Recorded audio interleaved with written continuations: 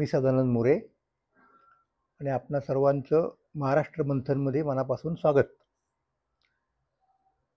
इतिहासाचार्य राजवाडे आणि राजाराम शास्त्री भागवत यांचे दोन पॅराडाईम्स आहेत महाराष्ट्राच्या इतिहासाचे. तर त्या दोन चौकटींच्या संदर्भामध्ये आपण चर्चा करत होतो. आता ते राजवाड्यांकडे आपल्याला परत वळायचं आहे. वळताना आपण असं म्हणूयात की त्यांनी एक सुरुवातीला मोठी लिस्ट केली 150 लोकांची.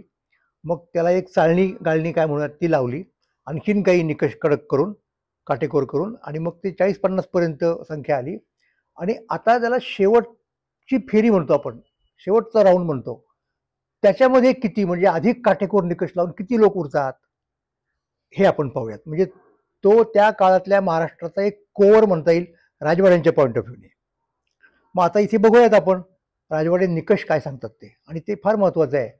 म्हणजे बुद्धिमान, प्रतिभावान, कर्तबगार असे सामान्यपणे आपल्याला दिसतात शब्दप्रयोग, विशेषणं लावलेली. राजवाडे सांगतायत की बुद्धिमान व प्रतिभावान यांच्यामधला भेद, अनंत काम करण्याची अनंत शक्ती म्हणजे प्रतिभा किंवा नवनवोन्मेषशालिनी प्रज्ञा. बुद्धिमान प्रायः संग्राहक असतात व शोध करताना बिकट व दुर्भेद्य स्थळे पाहून चाचपडतात किंवा असली स्थळे त्यांच्या लक्षातच येत नाहीत. बुद्धिमानांच्या बद्दल सांगतायत.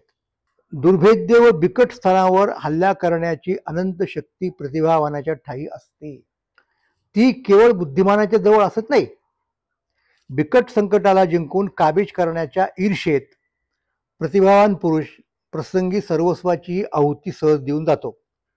परंतु हा योग बुद्धिमानाच्या ठायी संभवत नसतो. संकटाला कसे जिंकावे या विषयाची चर्चा करण्यातच बुद्धिमानाचा सर्व आवेश खर्च होतो. फार महत्वाचा फरक आहे हा, फार महत्वाचा भेद आहे बुद्धिमान आणि प्रतिभावान. मग प्रतिभावान हे फार थोडे असतात. बुद्धिमानांची संख्या प्रतिभावानांपेक्षा केव्हाही जास्त असते, पण ते प्रतिभावानाच्या मर्यादा सांगतात. म्हणजे आता ही गोष्ट पहा, त्यांच्या म्हणण्याप्रमाणे की इंग्रजी शब्द वापरायचे झाले तर आपण म्हणू शकतो की बुद्धिमान या शब्दासाठी आपण इंटेलिजंट शब्द वापरू शकतो, आणि प्रतिभावान म्हणजे जिनियस हा शब्द योग्य होईल. आता फरक कसा पडतो पहा.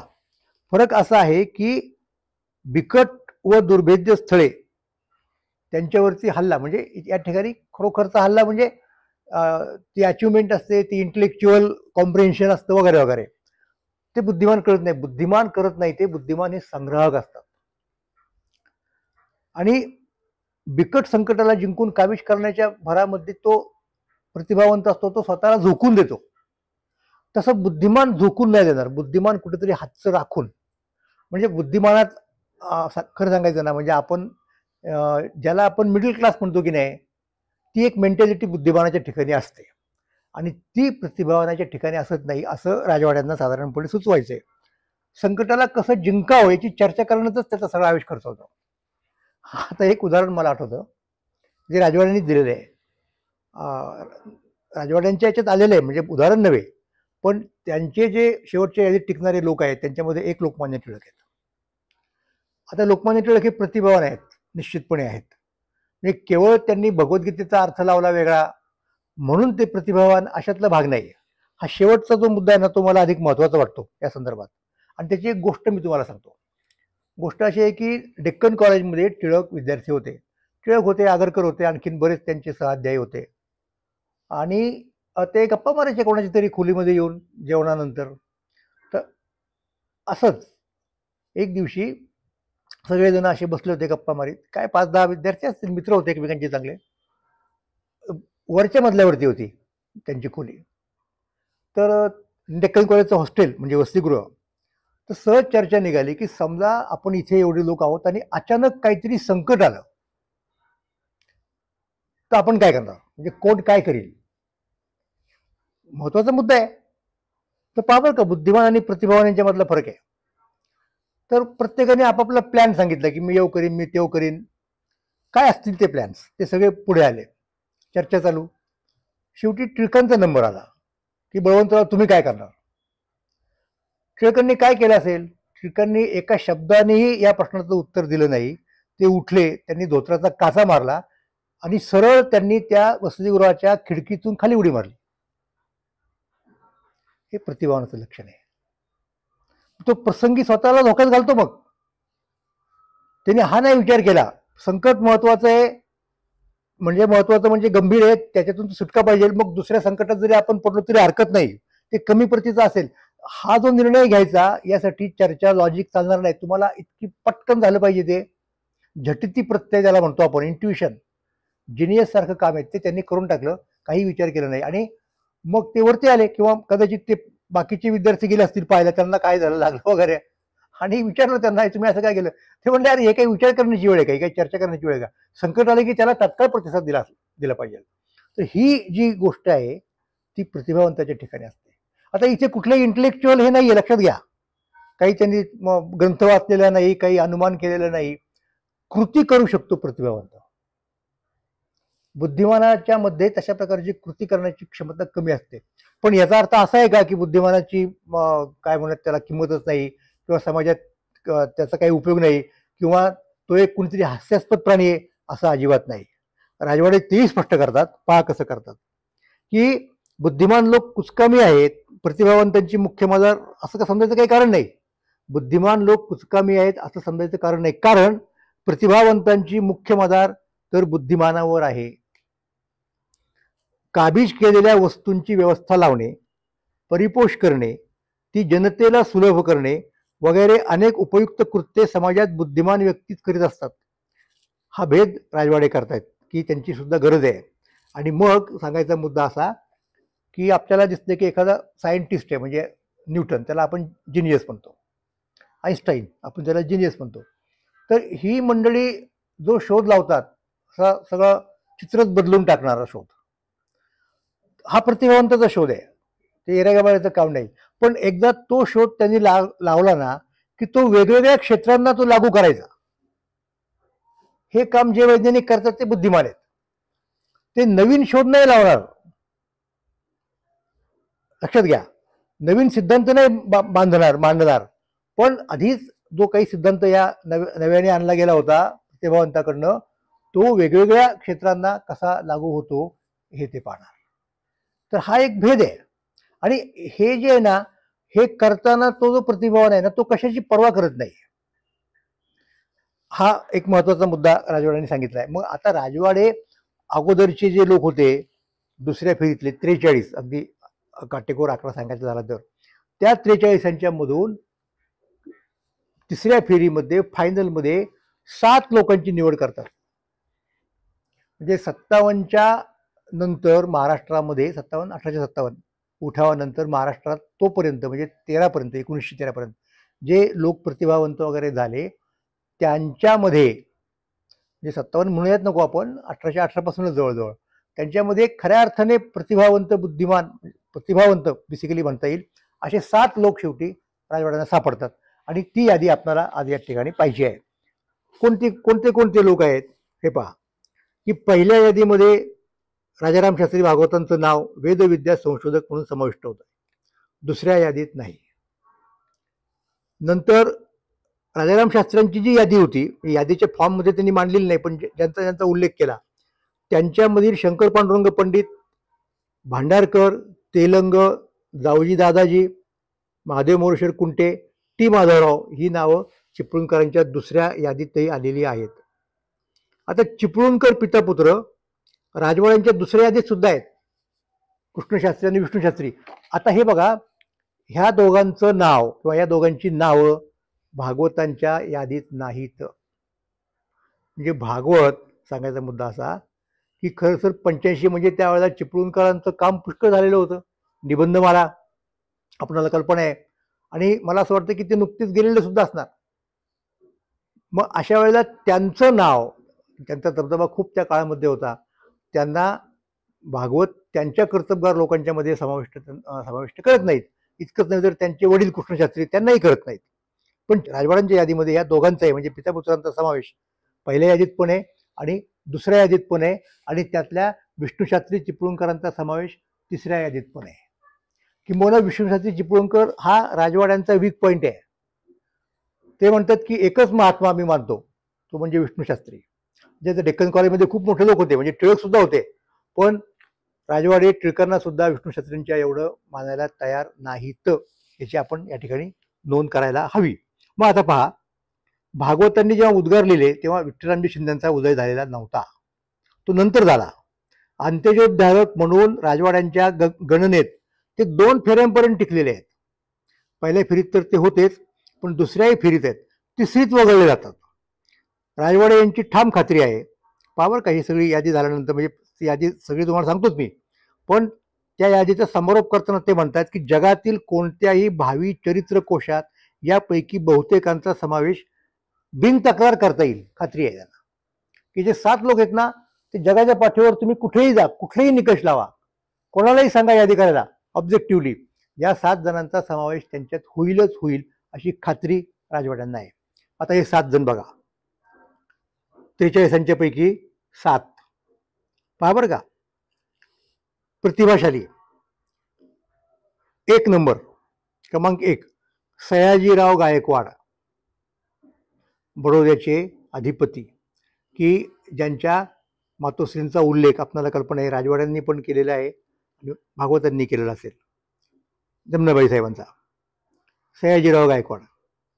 2 विष्णूशास्त्री चिपळूणकर.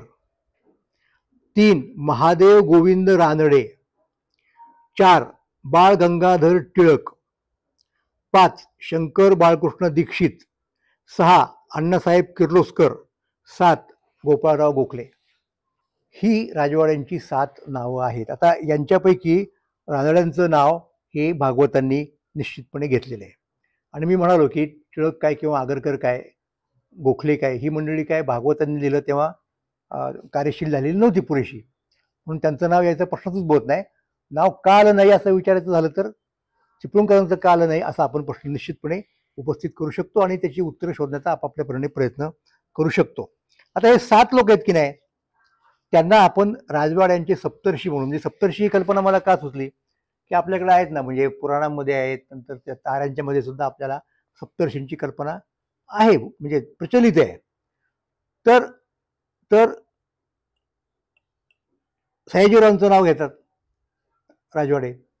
त्याचप्रमाणे विठ्ठलरामजी शिंदेंचं दुसऱ्या फेरीत देखील आलेलं आहे. ह्याचा जर विचार केला तर राजवाडे मुद्दाम कुठल्या तरी एका जातीचा द्वेष करतात, ब्राह्मणेतर असल्यामुळं, आणि म्हणून त्यांचं नाव देत नाहीत असं काही म्हणता येणार नाही कोणाला या दोघांच्या समावेशावरून. पण एक पुढचा मुद्दा आपोआपच त्या ठिकाणी उपलब्ध होतो. आगरकरांचं नाव तिसऱ्या म्हणजे अंतिम यादीत नाही. म्हणजे आगरकरांच्या बद्दल काही ठिकाणी त्यांनी दिलेले आहे, पण इथे मात्र राजवाड्यांच्या याच्यात आगरकरांचं नाव नाही. आणि त्याचं एक कारण कदाचित राजवाड्यांची सुधारक मंडळींच्या बद्दल असणारी काय त्याला म्हणूयात प्रतिकूलता हे असू शकतं. आता शंभा दीक्षित हे त्या काळचे फार मोठे ज्योतिर्विद होते. त्या ॲस्ट्रॉनॉमी ज्याला म्हणतो आपण, त्याच्यात त्यांची फार गती होती. त्यांचा ग्रंथ प्रसिद्ध आहे. तर ते शास्त्रज्ञ म्हणून खरं तर हा उल्लेख त्यांचा आलेला आहे. आणि इतकंच नव्हे तर पुरेशी साधन सामग्री, मनुष्यबळ, पैसे, द्रव्यबळ नसताना सुद्धा स्वतःचा खर्ची घालून दीक्षितांनी जे काम केलं त्याबद्दल राजवाडे नेहमी हळहळ व्यक्त करतात की अनेकांचं काम त्यांनी एकंदरीत करायचा घाट घातला आणि त्यात बिचारे दीक्षित मरण पावले. हे सांगताना राजवाड्यांना अक्षरशः भरून येतं, म्हणजे अरे काय कसं होतं असं ते. हा एक मुद्दा आहे. आणि मग त्या कॉन्टेक्स्टमध्ये, म्हणजे हे या ठिकाणी नाही आहे, दुसऱ्या ठिकाणी आहे, ते फार महत्त्वाचं वाटतं मला. राजवाडे या संदर्भामध्ये तुकाराम महाराजांच्या अभंगाला धरून एक अभंग रचतात, एक ओळ रचतात. तुकाराम महाराजांचा अभंग कसा आहे, ते लोकांना विनंती करतात की आता तरी पुढे हाची उपदेश, नका करू नाश आयुष्याचा, हा उपदेश आहे तुकाराम महाराजांचा. तर राजवाड्यांच्या पुढे तो अभंग आहे आणि राजवाडे लोकांना विनंती करतायत, आवाहन करतायत की आता तरी पुढे हाची उपदेश, नका करू नाश प्रतिभेचा. ते लोकांना सांगतायत की समाजामध्ये प्रतिभावंत क्वचित निर्माण होतात, 100 वर्षे 1000 वर्ष अशी लागू शकतात प्रतिभावंताला. मग अशा वेळेला समाजाचं कर्तव्य आहे की अशा प्रतिभावंतांची आबाळ होऊ देता कामा नये, त्यांची उपेक्षा होऊ देता कामा नये, त्यांना जास्तीत जास्त मदत करायला पाहिजे. समजा असं नाही केलं समाजाने तर नुकसान त्यात समाजाचं आहे. हा मुद्दा राजवाडे सांगतायत. म्हणजे प्रतिभेचं महत्त्व किती आहे हे राजवाडेने सांगितलेलं आहे. आणि त्याचं उदाहरण की यांचं कसं झालं म्हणजे दीक्षितांचं ते अत्यंत हळहळ करून सांगत असतात. हा मला असं वाटतं की एक महत्त्वाचा मुद्दा आपल्याला सांगता येईल. आता या यादीमध्ये खटकणारी गोष्ट आज आपण जेव्हा बघतो, इतिहासाचा विचार करतो, मधल्या काळात म्हणजे तर 100 वर्ष होऊन गेली, खूप सामाजिक स्थित्यंतरं झाली. यातले काही लोक तर कदाचित दीक्षित सामान्य लोकांना माहिती पण नसतील. पण आणखीन एक महत्त्वाचं नाव त्या ठिकाणी राजवाड्यांनी सांगितलेले आहे. पुढची जी नावं आहेत, शंभा दीक्षित आहेत. आणखीन त्यांच्यामध्ये टिळक तर होतेच, अण्णासाहेब किर्लोस्कर नाटककार आणि किर्लोस्कर नावाची कंपनी काढणारे. तर आधुनिक मराठी रंगभूमीचा पाया घालण्याचं फार महत्त्वाचं कार्य किर्लोस्करांनी केलं, हे आपण सगळे जाणतो. म्हणजे व्यक्ती म्हणून त्यांनी काही नाटकं लिहिली वगैरे तो भाग वेगळा आहे, परंतु शिवाय नाटक कंपनी अख्खीच्या अख्खी याला म्हणतो. आणि अत्यंत उत्तम नट हेरले त्यांनी. मोरोबा वाघोलीकर असतील, भाऊराव कोल्हटकर असतील, असे फार महत्त्वाचे नट त्यांनी पुढे आणले. ती कंपनी चालवली आणि त्यामुळे मग महाराष्ट्रामध्ये नाटक कंपन्यांची पुढे रेलचेल झाली असं म्हणू शकतो आपण. तर म्हणून त्यांचा समावेश प्रतिभावंतांमध्ये केला, हे राजवाड्यांनी योग्यच केलं असं मी निश्चितपणे म्हणू शकेल. तर हे 7 लोक आहेत आणि या 7 लोकांना मी ब्रह्मर्षी असं सप्तऋषी असं म्हटलं. आता याचा जर विचार केला की आता असं दिसतं की सयाजीराव गायकवाड हे महाराज आहेत, राजे आहेत, संस्थानाचे अधिपती आहेत आणि त्यांच्याकडे राजवाडे फार आशेने बघतायत. हे लक्षात घ्या, फार आशेने बघतायत की त्यांच्यासारख्या संस्थानिकांनी जर मनावर घेतलं तर ते ब्रिटिशांशी सशस्त्र लढा करू शकतात असं त्यांना वाटायचं.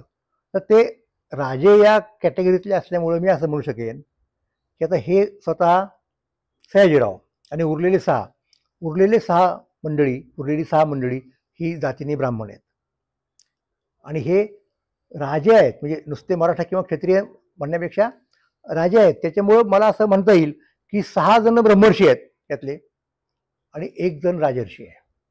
तर असं हे सप्तर्षींचा अवकाश राजवाड्यांनी तयार केलेलं आहे.